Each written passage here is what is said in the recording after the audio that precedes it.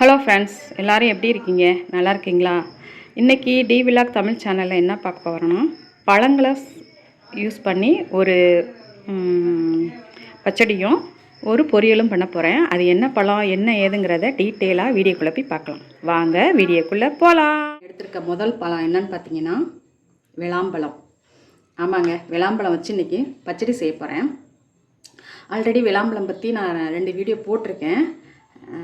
பாருங்கள், பார்க்காதவங்க அதை போய் பாருங்கள். விளாம்பழம் பார்த்திங்கன்னா உடம்புக்கு அவ்வளோ சூப்பர், அவ்வளோ நல்லது. சுகருக்கு, ப்ளட் ப்ரெஷருக்கு, அது மாதிரி இதில் அவ்வளோ சத்து இருக்குது, அவ்வளோ உடம்புக்கு நல்லது. ஸோ கண்டிப்பாக சீசனில் இதை யூஸ் பண்ணிவிடுங்க, சாப்பிட்ருங்க. விளாம்பழம் பார்த்திங்கன்னா எப்படி காய் எப்படி பழம் அப்படிங்கிறத நம்ம தெரிஞ்சுக்கலாம். அப்படின்னாக்க இங்கே பாருங்கள், இது வந்து நான் உங்களுக்கு சும்மா செஞ்சு காட்டுறேன். எப்படி பழம் காய்ங்கிறத கண்டுபிடிக்க சொல்கிறேன். இந்த ஓடை இப்படி சுரண்டிங்க, நாங்கள் பாருங்கள் பச்சையாக இருக்குது பார்த்தீங்களா? அது மாதிரி பச்சையாக இருந்துச்சுன்னா இது காய். அதே இப்படி சுரண்டிங்கன்னா இங்கே பாருங்கள் கருப்பாக இருக்குது, அப்போ இது பழம். இதுதான், இதை வச்சு இப்படி தான் நம்ம வந்து கண்டுபிடிக்க முடியும். சில பேர் வந்து தெரியாமல் என்ன பண்ணிடுறாங்க, காயவே உடச்சிட்றாங்க. காயை உடச்சிட்டு அது காய் உடச்சி சாப்பிட்றதுக்கு கொஞ்சம் கஷ்டமாக இருக்கும். அதை என்ன பண்ணிடுறாங்க, வேஸ்ட் பண்ணிடுறாங்க. தெரியாமல் உடச்சிட்டு அந்த காய் கடைசியில் வேஸ்ட் பண்ணிடுறாங்க. ஆனால் காயை வந்து நம்ம துவையல் செய்யலாம், சூப்பராக இருக்கும். இன்றைக்கி நான் வந்து பச்சடி செய்ய போகிறேன். பார்த்துக்கோங்க, பழம் இது நல்ல பழம். நான் இது ஆல்ரெடி உடச்சி வச்சுருக்கேன்.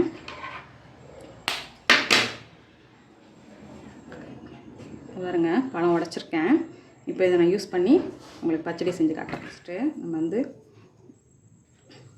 நான் ஒரு பழம் ஆல்ரெடி உடச்சி வச்சுருக்கேன், அதோடு நான் இதையும் எடுத்துக்கேன். எடுத்தால் ஈஸியாக வந்துடும்.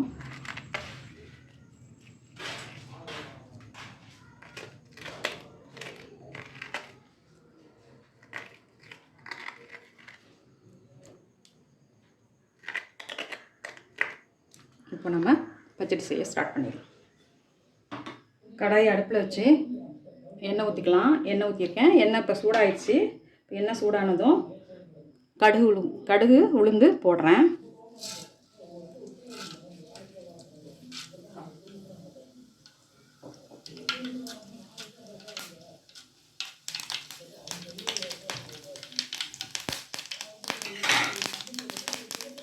கடுகு உளுந்து வெடிக்குது.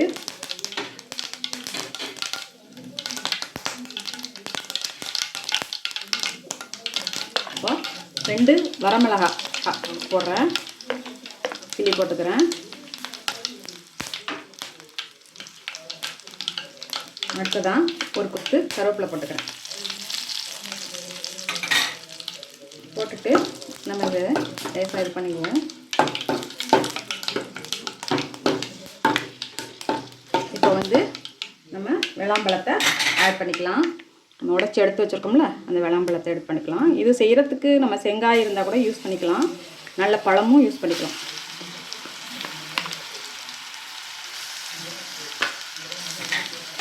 போட்டு இப்போ இதை வந்து நம்ம நல்லா பரட்டிக்கலாம். நல்லா கட்டி முட்டியாக இருந்துச்சுன்னா அதை நல்லா உடச்சி விட்டுக்கோங்க.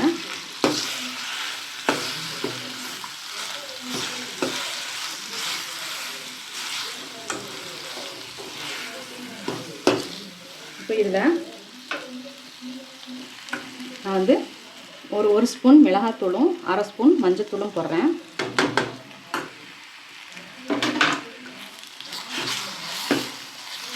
போட்டுட்டு நம்ம வந்து தண்ணி ஊற்றிக்கலாம்.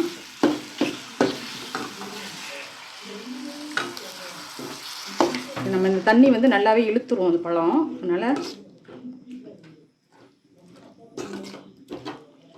இந்த மிளகாத்தூள் இந்த மஞ்சத்தூள் அந்த ஸ்மெல்லு போகிறதுக்காக நம்ம இந்த தண்ணியை ஊற்றி நல்லா கொஞ்சம் இது பண்ணிக்கலாம்.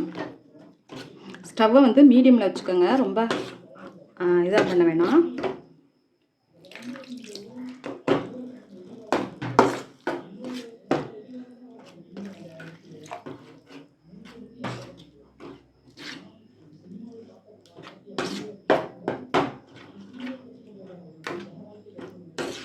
ஹையில் வச்சு செய்யக்கூடாது, மீடியம்லாம் வச்சு தான் செய்யணும், இல்லைன்னா சிம்மில் வச்சு செய்யணும். அப்போ தான் அந்த பழத்தோட டேஸ்ட் வந்து நல்லா அப்படியே கிடைக்கும். பச்சடி வந்து நல்ல டேஸ்ட்டாக இருக்கும். இது அப்படியே சிம்லேயே வச்சு ஒரு சின்னதாக கொதி வர மட்டும் வெயிட் பண்ணுவோம். இப்போது நல்லா உங்களுக்கு கொதிக்குது. இப்போ என்ன பண்ணுங்கள், இந்த ஸ்டேஜில் கொஞ்சமாக பெருங்காயத்தூள் போட்டுக்கிறேன். போதும்.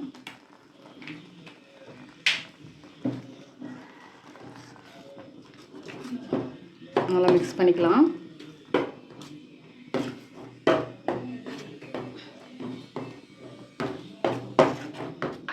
ஒரு சிட்டிகை உப்பு போட்டுக்கலாம். உப்பு வந்து ரொம்ப போட வேணாம், ஏன்னா பழம் இனிப்பு புளிப்பு கலந்ததாக இருக்கும். அதனால் உப்பு வந்து ரொம்ப போடாமல் உங்களுக்கு தேவையானது மட்டும் போட்டுக்கோங்க.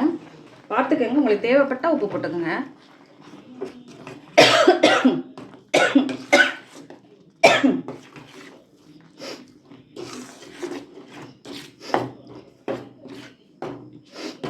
அடுத்ததான் ஒரு 2 ஸ்பூன் 1.5 ஸ்பூன் அளவுக்கு நான் நாட்டு சர்க்கரை போடுறேன்.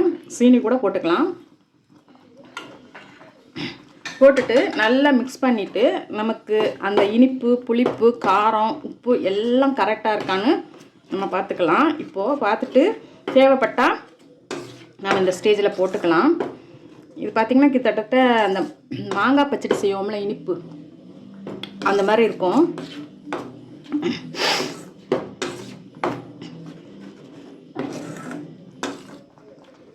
செம்மையாக இருக்குது. இனிப்பு கூட இன்னும் கொஞ்சம் போடலாம் மாட்டிருக்கு.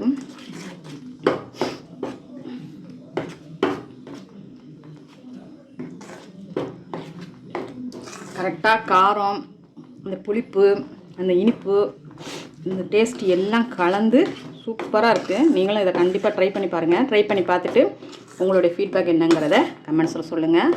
நம்ம அடுத்ததாக 2வது பழம் என்ன பொரியல் அப்படிங்கிறத பார்க்கலாம். ரெண்டாவதாக நம்ம பார்க்க போகிற பொரியல் பார்த்திங்கன்னா மாதுளம்பழம்.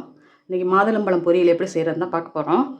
வாங்க வீடியோக்குள்ளே போகலாம். நம்ம மாதுளம்பழம் பொரியல் செய்கிறதுக்கு கடாயை அடுப்பில் வச்சுட்டோம்.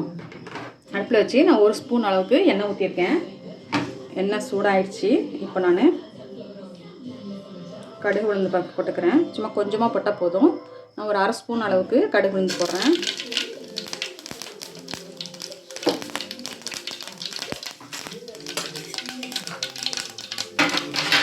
ஒரு வெங்காயம் நறுக்கி வச்சுருக்கேன், அதை போடுறேன். ஸ்டவ்வை சிம்மில் வச்சுக்கோங்க. வெங்காயம் நல்லா வதங்கட்டும்.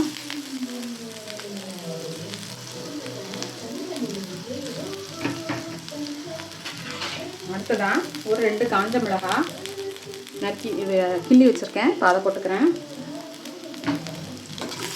போட்டு நல்லா வதக்கிக்கலாம்.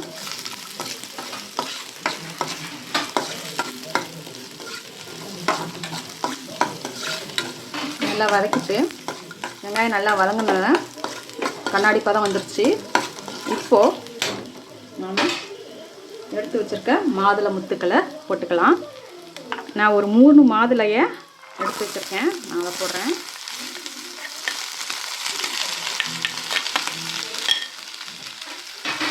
போட்டு நல்லா மிக்ஸ் பண்ணிக்கலாம். மிக்ஸ் பண்ணிவிட்டு ஒரு பிஞ்ச் அளவுக்கு உப்பு போட்டுக்கலாம். ஒரே ஒரு பிஞ்சு உப்பு போட்டுக்கிறேன்.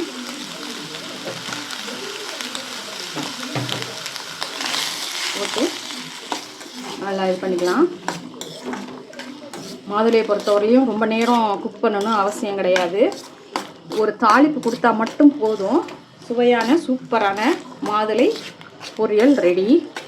இப்போது 1/2 மூடி தேங்காவை திருவி வச்சுருக்கேன், அதை போட்டுக்கலாம்.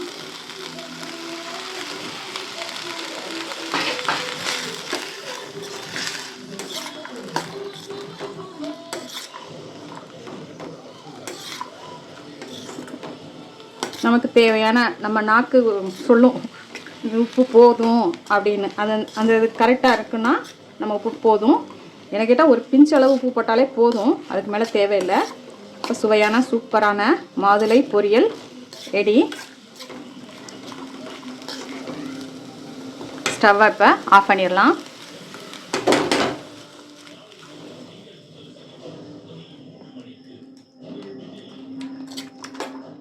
சூப்பரான 2 பழங்களை இன்றைக்கி யூஸ் பண்ணி விளாம்பழம் பச்சடியும் மாதுளம்பழம் பொரியலும் இன்றைக்கி நம்ம செஞ்சு பார்த்துட்டோம். சூப்பராக இருக்குது. நீங்களும் கண்டிப்பாக ட்ரை பண்ணி பாருங்கள். ட்ரை பண்ணி பார்த்துட்டு உங்களோட ஃபீட்பேக் என்னங்கிறத கமெண்ட்ஸில் சொல்லுங்கள். வீடியோ வாட்ச் பண்ணதுக்கு தேங்க்ஸ். லைக் பண்ணுங்கள், ஷேர் பண்ணுங்கள், சப்ஸ்கிரைப் பண்ணாதுங்க சப்ஸ்கிரைப் பண்ணிடுங்க. தேங்க்யூ.